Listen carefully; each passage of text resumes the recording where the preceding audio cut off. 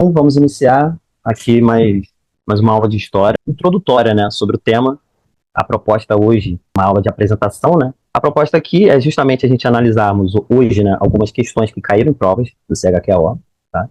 Outras questões também eu coloquei na aula de hoje, outras questões que caíram em concursos, né, em vestibular, analisando um período específico que é a Era Vargas, que olhando as questões das provas, costuma ser um período, né, um recorte histórico bem utilizado nesses concursos, né, nesses vestibulares e no CHQO, que é a Era Vargas, um período de muita importância para a nossa história da República. Lembrando que, por ser uma aula introdutória, há algumas particularidades do tema que eu vou precisar passar com uma certa rapidez, né, visando realmente pegar pelo menos o primeiro período dessa Era Vargas.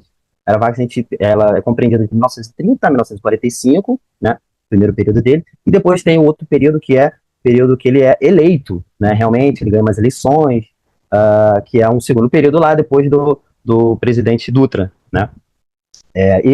A aula de hoje pegando o recorte histórico realmente de 1930 a 1945. Não quer dizer, óbvio, que durante o curso, né, realmente o curso valendo, de preparação para o CHQO, a gente não vai passar de novo dessa mesma forma da aula de hoje. Não.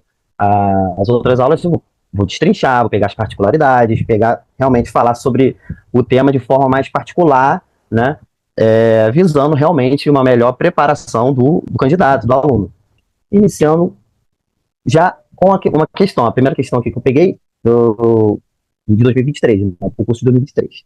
Então era a questão 4, a Era Vargas, 1930 a 45, teve início com o advento da chamada Revolução de 30, a qual instaurou um governo provisório de 4 anos, somente encerrado por força das pressões desfechadas pela Revolução Constitucionalista de 1932. Em consequência, ensejou-se a realização de uma Assembleia Constituinte que viabilizaria a promulgação em 1934 da nova Carta Magna Brasileira. Está falando aqui da nova Constituição. São avanços importantes apontados na nova Constituição, as alternativas abaixo, com exceção, então vamos lá, voto secreto, voto feminino, criação da justiça eleitoral, implantação da justiça do trabalho ou sufrágio censitário. A pergunta aqui, ela quer saber qual é a alternativa errada aqui, né? Todas são características dessa Constituição de 1934, com exceção da.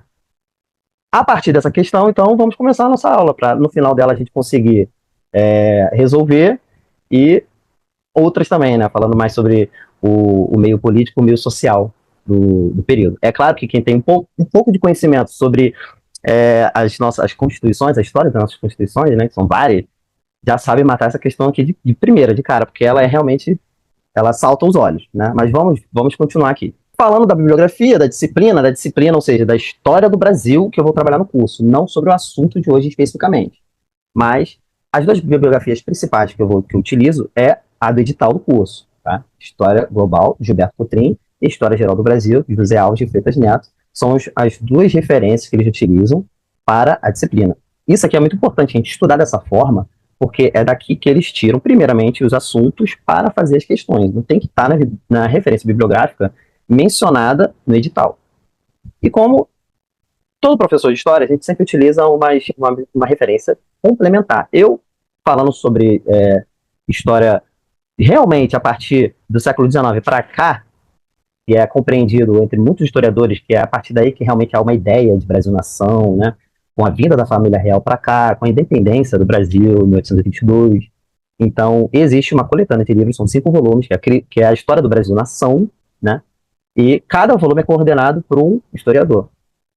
Eu utilizo essa coletânea que eu tenho para uma referência complementar e de forma a contextualizar melhor o assunto, né, a aula.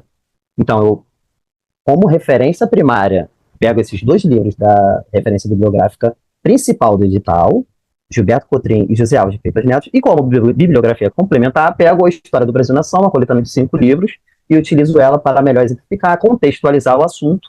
História a gente precisa contextualizar, gente, não tem jeito. Se a gente quiser pegar um livro didático, como esses aqui, apresentados, né, na bibliografia do edital, e se a gente quiser só decorar data, decorar processo, a gente vai esquecer.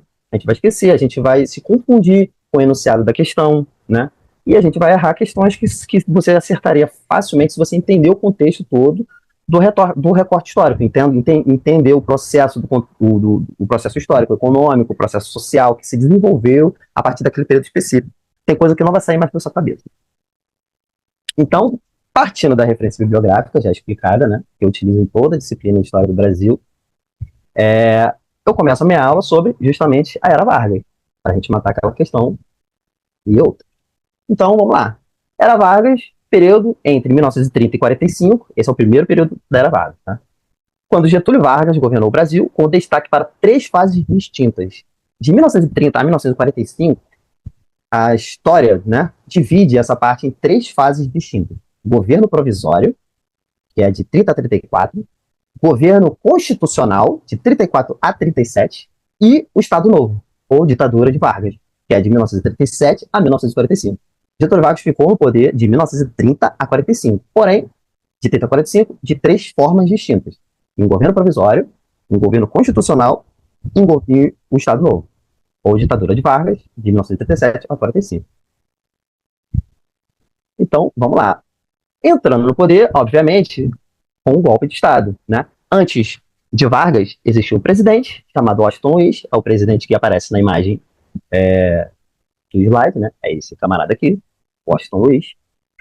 E o contexto da República, o primeiro período da República, né? Da nossa história republicana, a gente compreende ela como uma República Velha ou República do Café com Leite, né? Muito se fala quando a gente estuda, né? No ensino médio. A República do Café com Leite consiste?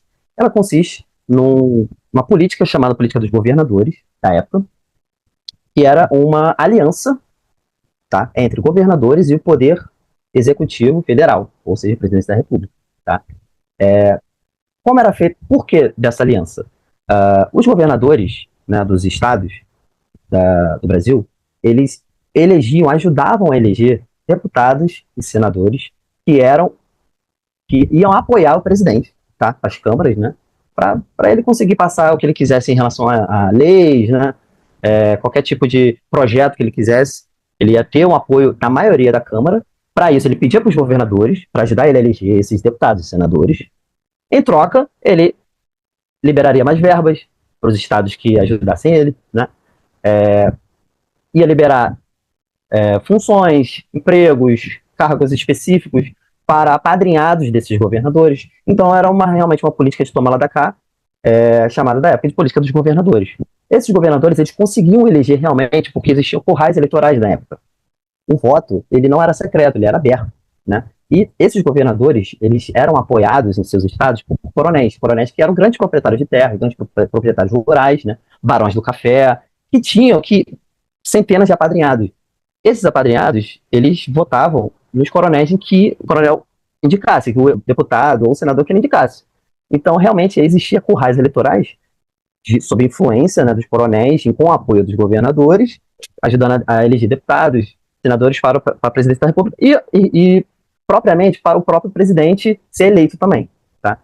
A gente vivia nesse contexto político, política dos governadores, e a gente precisa falar também de algo importante, que era a crise econômica de 29. Lembrando que Getúlio Vargas ele começa com a Revolução de 1930, e um ano antes acontece a crise econômica de 1929, a crise da quebra da Bolsa de Nova York, é uma crise que fala sobre superprodução de produtos no mercado e pouco mercado consumidor, né? O preço dos produtos cai vertiginosamente e automaticamente os Estados Unidos e outros países deixam de comprar o nosso café, que era o produto principal comercializado da época, e o preço do café cai vertiginosamente, e acontece aí as crises do capitalismo, crises econômicas do capitalismo, que é uma coisa puxa a outra, como se fosse um castelo de cartas, né? Essa crise de 29, ela afeta fatalmente os barões de café da época aqui, que ficavam, né, basicamente ali aqui na região sudeste do Brasil, né, na região de São Paulo e do Rio de Janeiro, afetando muito a nossa economia, né? E isso atinge várias esferas da vida social, da vida política também, tá? Getúlio Vargas, ele chega através de um movimento chamado Aliança Liberal, tá? É um movimento revolucionário que acaba depondo o presidente Washington Luiz e impedindo a posse de Júlio Prestes. Mas como isso se deu? Vamos explicar a partir de agora.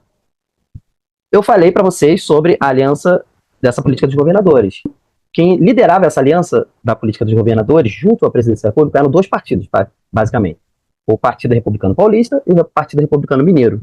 E se chamava, era apelidado por política do café com leite, justamente porque eram os dois principais partidos, eram os que lideravam todo esse sistema, né?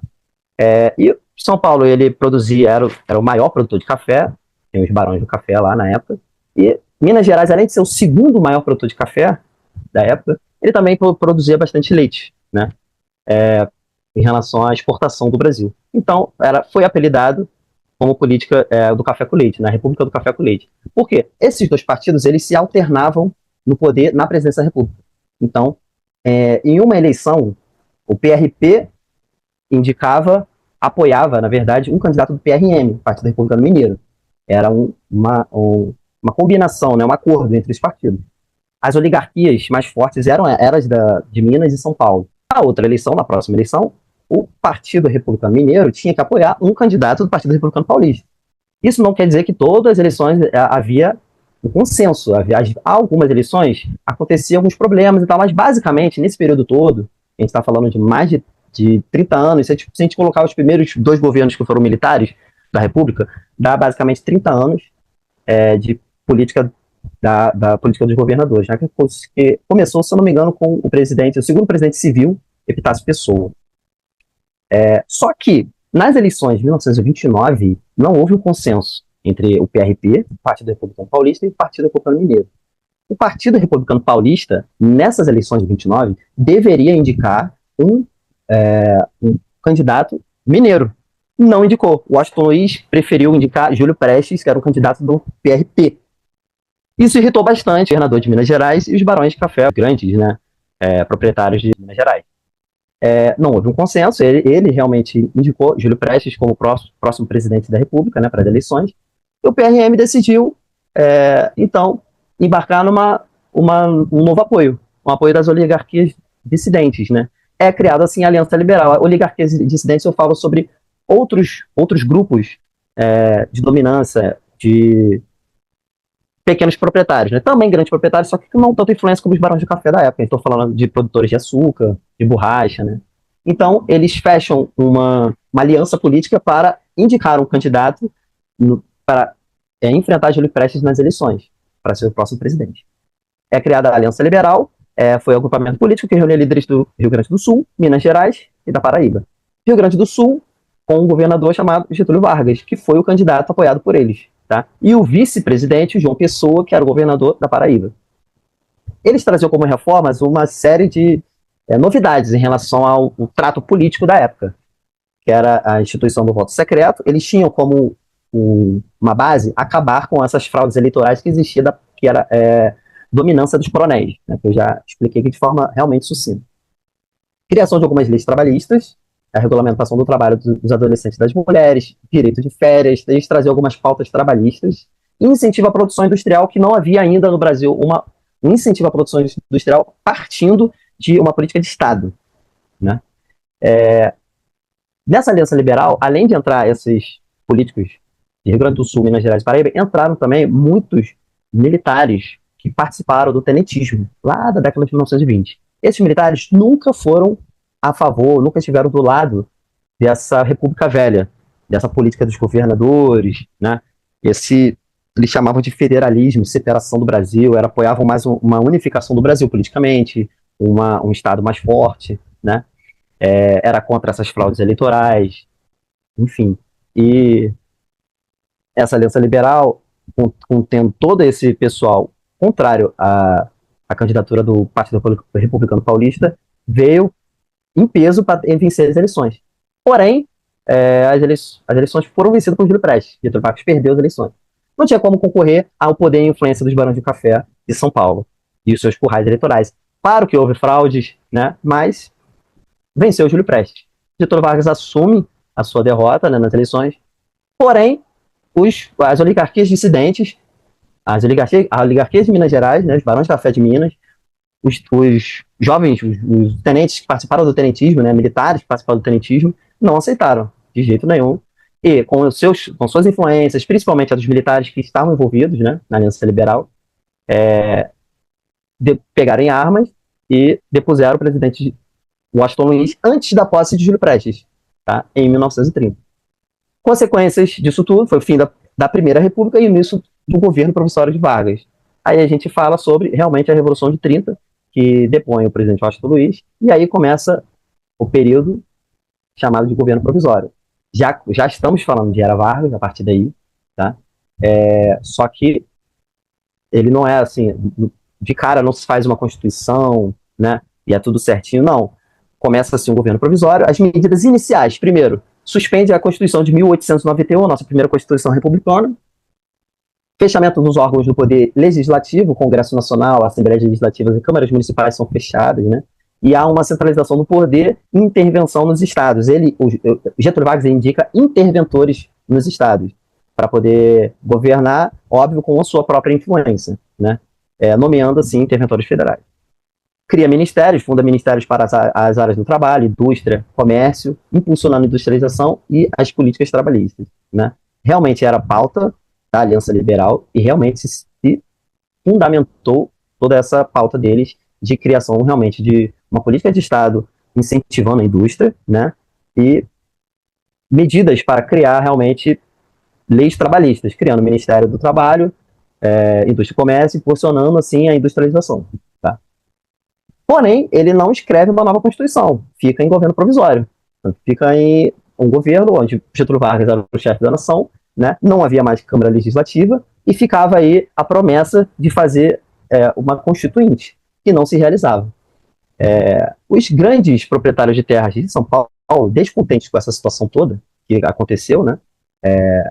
Decidem pegarem armas, se revoltar, e a gente está falando aqui da Revolução Constitucionalista de 1932. O que foi isso? Foi uma revolta de São Paulo exigindo que Getúlio Vargas escrevesse uma nova Constituição, que ele cumprisse, né, encerrasse o governo provisório e escrevesse uma nova Constituição e que houvesse eleições. Por quê?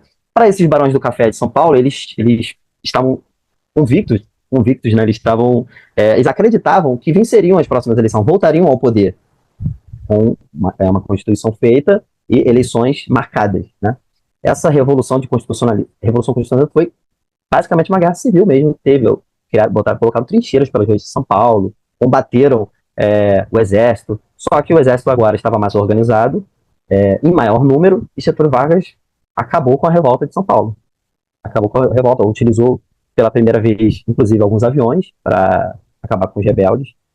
Só que realmente há algo de bom, se tratando do que os paulistas eles queriam. Por quê?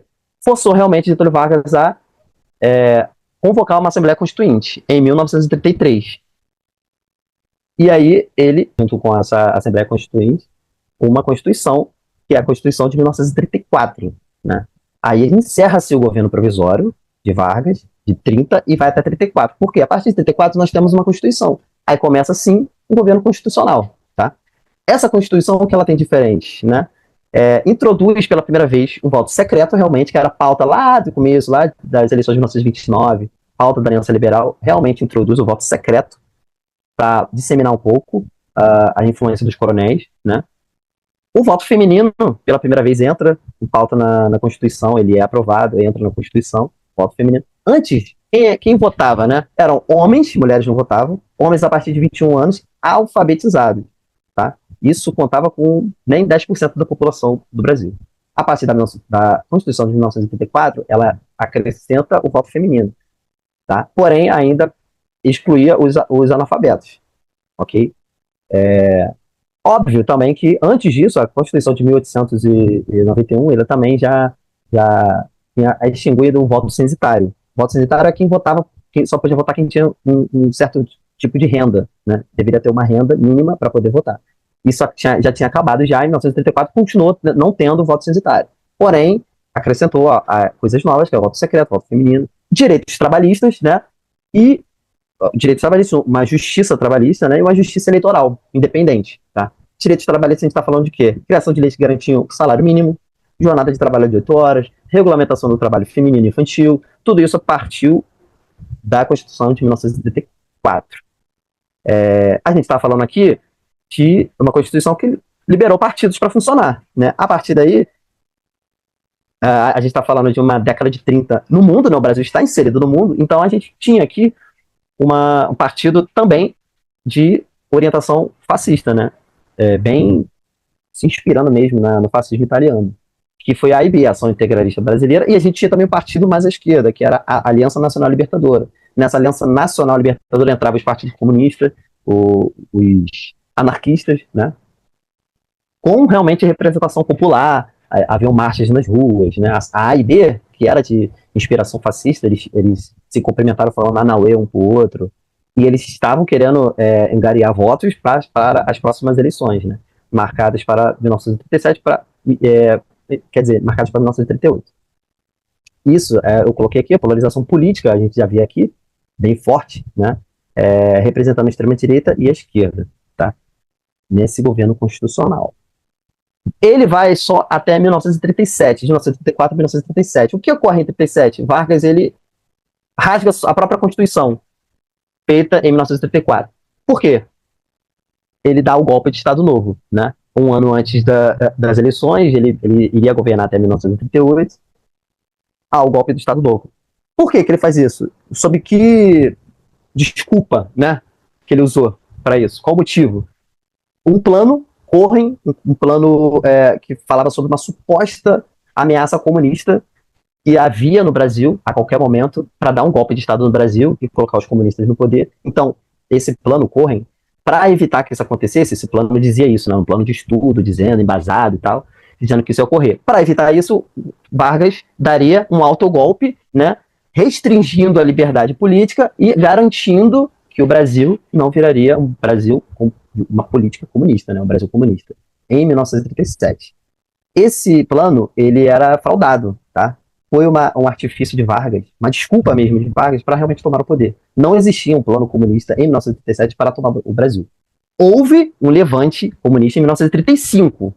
Realmente houve um levante, tentaram angariar alguns quartéis, né? Não conseguiram, foram fatalmente esmagados, né? Subestimaram o poder do exército, superestimaram o próprio poder deles de influência nos quartéis, e não funcionou em 1935. Em 1937, o Partido Comunista já estava totalmente desintegrado, não teria forças, e esse plano realmente foi um plano fraudado por Vargas, foi uma desculpa dele. E deu um autogolpe, rasga a sua própria Constituição, outorga uma própria, outra, né, a de 1937, muito mais autoritária. O Estado Novo é chamado de o Estado Novo e uma ditadura varguista, justamente porque essa Constituição de 1937 ela é realmente autoritária, né? Não tem mais eleições, não tem mais Assembleia, ele fecha a Assembleia, né? Não ia haver mais parlamento, extinção dos partidos políticos, censura à imprensa, repressão aos opositores total, justamente com a desculpa de que ele precisava fazer isso, precisava de um governo forte, centralizador, para impedir a ameaça comunista. Né? Obviamente que não existia mais justiça eleitoral, criada em 1984, porque não ia haver mais eleições, né? Porém, os direitos trabalhistas, eles continuavam. Era uma pauta de Vargas, isso, que a gente vai chamar de trabalhismo, que é um tipo de governo que ele faz e acrescenta os trabalhadores nessa dinâmica política trabalhista, tá? Como base dele, como base eleitoral, digamos assim. Não havia eleições, mas uma base dele de sustentação dos trabalhadores, né? Para ele fazer isso, ele precisou aumentar muito a propaganda política, tá? Por isso que eu coloquei aqui, propaganda e nacionalismo, criação do Departamento de Imprensa e Propaganda, o DIP, em 1939, para promover o governo e cultivar o culto à personalidade de Vargas. Vargas era bastante político e esperto. Ele entendia muito bem o ambiente político, o ambiente social que estava acontecendo. Ele não dava de mão beijada simplesmente por amar os trabalhadores, né? Chamado posteriormente de pai dos pobres, né? Ele entendia o que já estava sendo pauta entre eles, já era uma briga, uma luta entre os próprios trabalhadores fabris, né? Trabalhadores rurais também. E ele dava aquele direito para eles, direito, por exemplo, às férias remuneradas, jornadas de 8 horas, mas ele não fazia só de mão beijada e dava, ele fazia e colocava de forma a entender que ele estava entendendo os problemas, os anseios dos trabalhadores, e estava fazendo isso porque ele era o pai dos pobres, porque ele entendia os problemas dos trabalhadores, né? Para ele fazer isso, ele precisava de uma imprensa do Departamento de Imprensa e Propaganda bem forte, foi o que ele fez, né, o DIP, para promover tudo o que ele fazia e conversar com os trabalhadores, né. O trabalhismo, ele usou muito do rádio. A gente está falando de uma época que a comunicação era feita pelo rádio, não havia internet, não havia televisão. Então, o poder do rádio foi muito forte para Vargas, né? Era a forma que ele tinha de se comunicar com os trabalhadores. O rádio se consolidou como a principal meio de comunicação de massa no Brasil nesse período e atingiu milhões de pessoas em todas as regiões do país, a partir justamente de Vargas, né? Começou a partir dessa propaganda dele os programas semanais para conversar com os trabalhadores. Vocês já ouviram falar da Voz do Brasil, que existe hoje? Ela antes foi a Hora do Brasil, criada nesse período de Vargas, tá? Para se comunicar diretamente com a população, transmitindo mensagens sobre o governo e reforçando a imagem dele, de líder próximo ao povo, né? O líder que entendia o povo. Então, semanalmente, os trabalhadores chegavam em casa, ligavam o rádio e ouviam lá o que o Vargas fez pela nação, o que o Vargas fez pelos trabalhadores, lia cartas que os trabalhadores escreviam para ele, e isso aproximava muito a imagem de Vargas aos trabalhadores, tá? Isso aumentou muito o alcance dele. O rádio permitiu que Vargas falasse diretamente ao povo, né? Coloquei aqui, estou lendo agora, reforçando suas políticas trabalhistas e promovendo o nacionalismo. Utilizava uma linguagem simples e acessível para conquistar o apoio das classes populares. Isso ajudava a fomentar o que ele queria, que era mesclar a identidade civil, a identidade brasileira, a uma identidade trabalhista, né? Por isso que ele criou a carteira de trabalho, que servia como uma identidade. A primeira carteira de trabalho era a carteira do próprio Getúlio Vargas, né? Isso foi foi feita uma propaganda bem forte em relação a isso, né? Isso aqui foi um artifício dele que ele utilizou bastante, né? Então aqui, criação do DIP, né, Departamento de Imprensa e Propaganda, em 1939, com o objetivo de controlar a informação e promover a imagem do governo. O DIP censurava jornais, revistas, rádios e cinema, além de produzir conteúdo favorável ao regime. Censurava por quê? Não podia falar mal do governo, tinha que falar bem. Se falasse mal, o DIP censurava. Culto à personalidade, propaganda do Estado Novo, promoveu o culto à personalidade de Vargas, retratando-o como o pai dos pobres, o salvador da nação. Imagem de Vargas em atividades populares, como entregando títulos de terra ou falando nos trabalhadores, eram amplamente divulgados. Tudo isso que eu já expliquei aqui para vocês, né? Isso aflorava muito o nacionalismo, né? Exaltando a unidade e a identidade brasileira, uma identidade que ele gostava de mesclar com a identidade trabalhista do trabalhador, né? Ou seja, que era realmente um civil, né? Um civil decente. Quem era trabalhador precisava ter carteira de trabalho, precisava ser um trabalhador. O slogan como Brasil para os brasileiros e celebrações cívicas como o Dia do Trabalho foram usados para reforçar o apoio ao governo. O estádio de São Januário, por exemplo, foi utilizado como uma das primeiras manifestações do Dia do Trabalhador, dia do 1º de maio, né? Política econômica e industrialização, a gente realmente pode passar a falar de industrialização no Brasil a partir do governo de Vargas, tá? Porque no Brasil, porque foi realmente pela primeira vez o processo político que utilizou uma política de Estado para promover a industrialização. Tinha o Ministério da Indústria, incentivava a vinda de construção de fábricas para cá, facilitava a logística toda, a urbanização, né, transporte. Isso realmente aconteceu e aumentou muito a industrialização no Brasil. Muitos historiadores costumam dizer que o período Vargas colocou o Brasil no século XX, tá? Que antes disso havia indústria? Havia indústria. Desde o final do século XIX já havia algumas fábricas de tecido, etc. Mas não havia uma política ainda de industrialização para fomentar o parque industrial. A partir do Vargas, sim. Então, a gente tem, por exemplo, a criação de empresas estatais, a Companhia Siderúrgica Nacional, o Vale do Rio Doce, fomentando um desenvolvimento industrial no Brasil, tá? Intervenção econômica, política de substituição de importações, ele precisou fazer isso por conta da Segunda Guerra Mundial, né? Isso, a substituição de importação, os países eles não podiam exportar mais para o Brasil o que ele exportava antes, porque já estava preocupado com a guerra, né? Então, o Brasil precisou substituir essas importações. E a industrialização que Vargas promovia pôde, de certa forma, fazer com que isso acontecesse. Substituir algumas importações que o Brasil fazia para produzir com as fábricas da gente aqui o que a gente necessitava. Isso fomentou a indústria nacional, a indústria interna, né? A economia interna. Tá? Trabalhismo, consolidação das leis trabalhistas, fortalecimento da relação entre Estado e trabalhadores, isso aqui eu já falei, foi amplamente falado aqui já. Nesse período de 37 a 45, que acontece a Segunda Guerra Mundial, o Brasil, na época, o Getúlio Vargas, ele estava meio que pelos dois lados, muitas vezes. Ele gostava e fazia indícios que apoiava as nações do eixo, né? Eu estou falando aqui da Alemanha nazista, da Itália fascista, né? Porque ele falava que era época de políticas fortes, né? Autoritárias e tal. E às vezes ele dava indício de que estava do lado dos aliados, né? Vargas, ele não era bobo, ele era muito esperto e político. Então ele fazia isso porque ele não ia apoiar se não tivesse algum benefício para o Brasil, né? E funcionou, porque no começo da década de 40, 1941, ele declara apoio aos aliados, né, aos Estados Unidos, à Inglaterra, à França, em troca dos Estados Unidos ajudar o Brasil construindo a Companhia Siderúrgica Nacional, a nossa primeira usina, né, aqui no Brasil. E com isso, né, com esse incentivo, né, com esses recursos que os Estados Unidos iam fazer aqui no Brasil, aí sim o Getúlio Vargas declara apoio em 1941 aos aliados, né.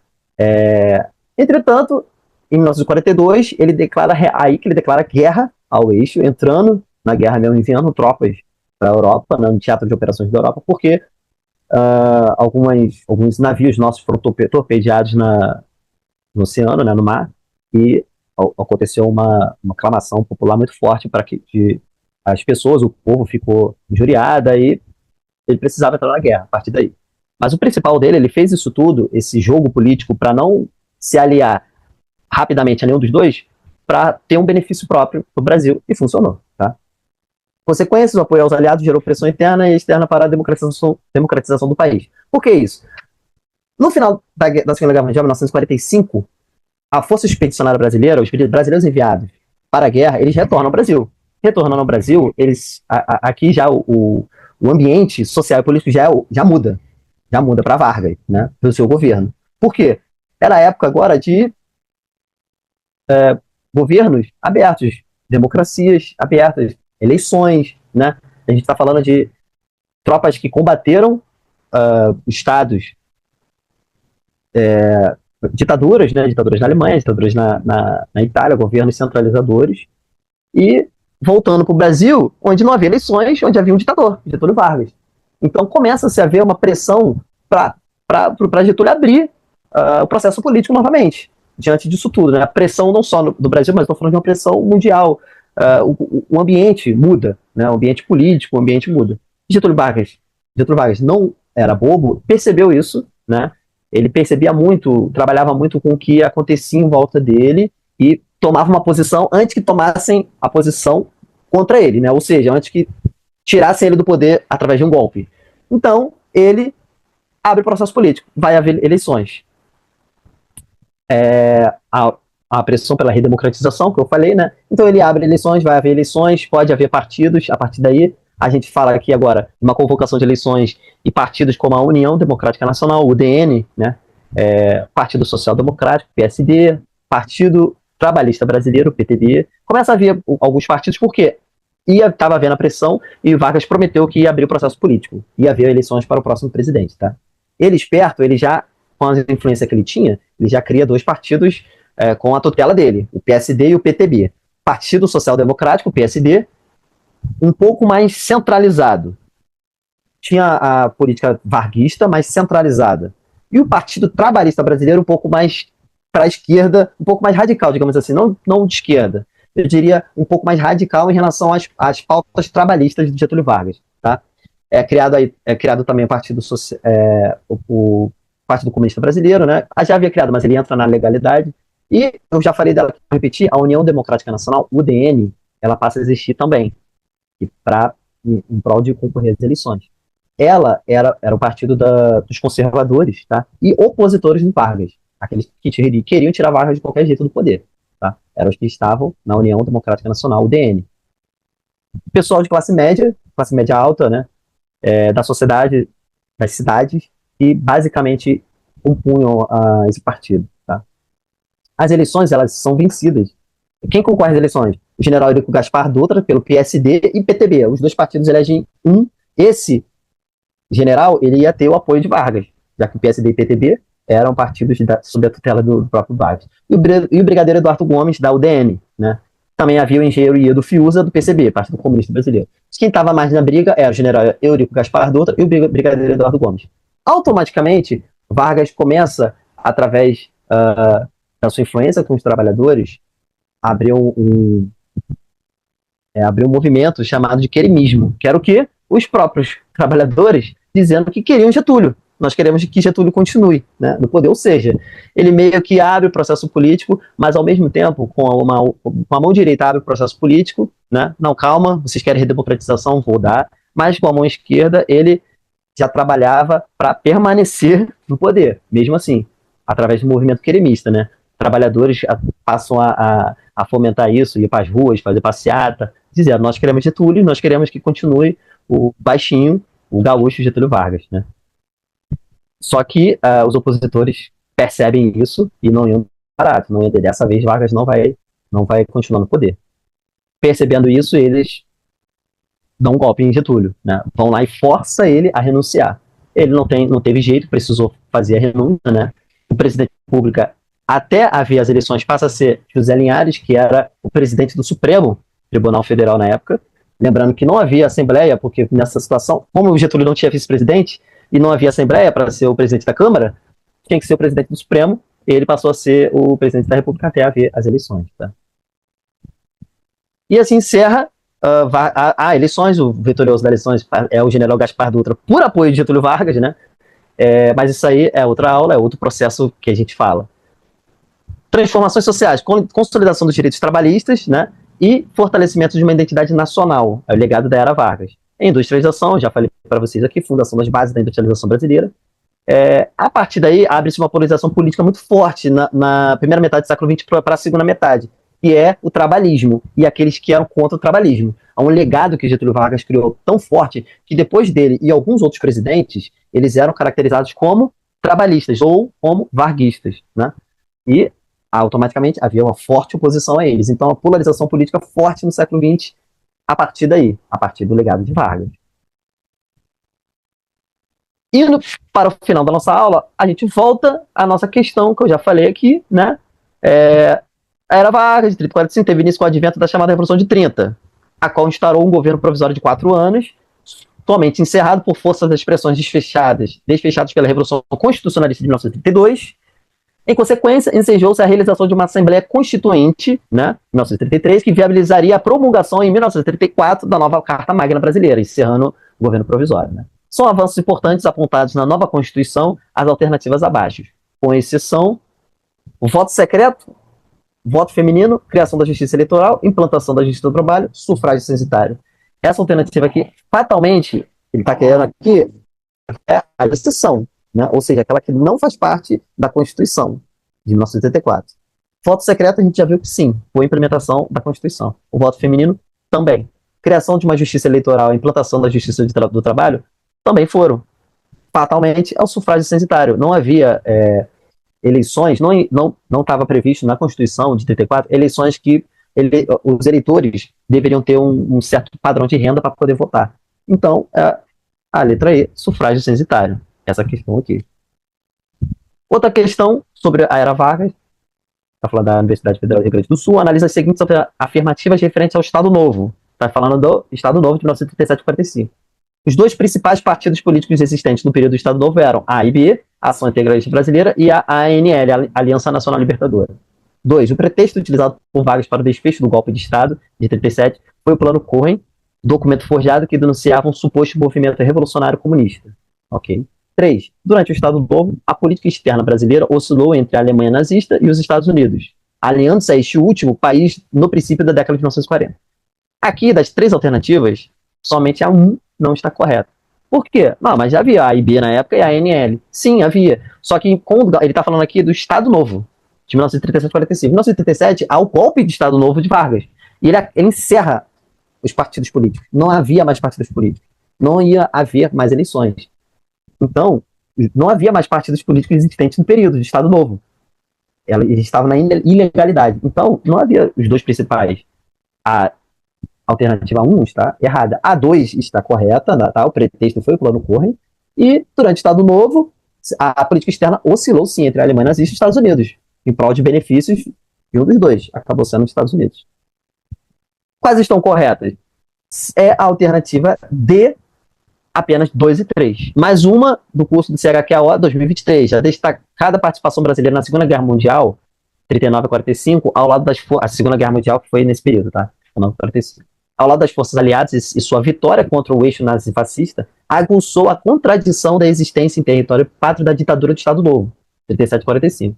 Perspicaz e conhecedor dos meandros da política, Getúlio Vargas apressou-se em iniciar uma liberalização do regime. Nesse cenário, surgiram na época partidos que miravam as eleições de final de 45. A partir daí, começaram a ter os partidos. Dentre eles, o partido que o pontuará nesse momento e em todo o período seguinte como ferrenho opositor ao varguismo e seus herdeiros era o Partido Comunista Brasileiro, o Social Democrático, a UDN, União Democrática Nacional, Partido Trabalhista Brasileiro ou Partido Social Progressista. Bom, olhando de cara, você já pode excluir o PSD e o PTB, que foi de criação do próprio Getúlio Vargas. Então eles não poderiam ser opositores ferrenhos de Getúlio Vargas. Tá? Partido Comunista Brasileiro, será? Os comunistas, em muitas pautas trabalhistas, eles eram a favor de Vargas. Porque eles faz parte do Partido Comunista angariar os trabalhadores, né? Os operários. Então muitos direitos trabalhistas eles eram a favor de Vargas. Então a gente não pode colocar eles como opositores ferrenhos.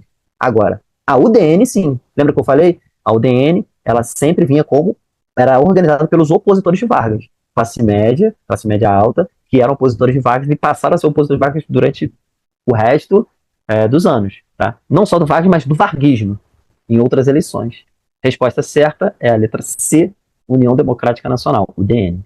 Mais uma da PUC, os votos feminino e secreto e direitos trabalhistas foram consagrados no Brasil pela Constituição de, essa aqui você já sabe, foi a Constituição de 1934, né?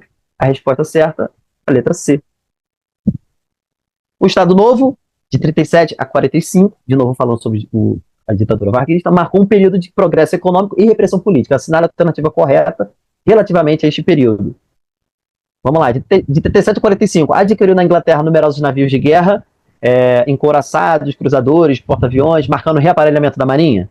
Implantou obras de infraestrutura, sendo destaque a Companhia Siderúrgica Nacional e a Companhia Vale do Rio Doce. Realizou uma reforma agrária, maneira encontrada para fazer cessar a agitação do campo. Prestigiou os partidos políticos liberais, como o UDN e o PSD. Concedeu grande liberdade sindical, podendo esses órgãos de classe reivindicar melhores salários, deflagrando greves se necessário. A gente está falando de um período de ditadura, ferrenha de Vargas. Não pode ser a letra E, né? Reivindicar melhores salários, deflagrando greves se necessário. Não, as greves eram proibidas, aí havia repressão. Não havia partidos políticos, então não pode haver prestígio da UDN e PSD na letra D. Né? Não realizou reforma agrária, de forma alguma, não foi pauta e não foi realizada no Estado Novo. Tá?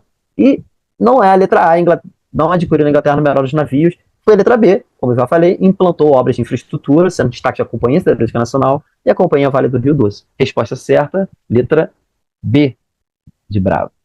A gente encerra aqui, então, essa aula foi bem sucinta, falando do período Vargas. Essa aula dá aqui facilmente umas 3 aulas, tá, para explicar o período de Vargas todo, para a gente falar sobre cada particularidade. Tá? Eu espero que a forma sucinta que eu tenha falado aqui tenha sido bastante explicativa, de forma para vocês conseguirem resolver algumas questões gerais colocadas sobre esse período. Tá? Há muitas questões, né, específicas, essas vocês só vão conseguir se aprofundarem mais no ensino. Né?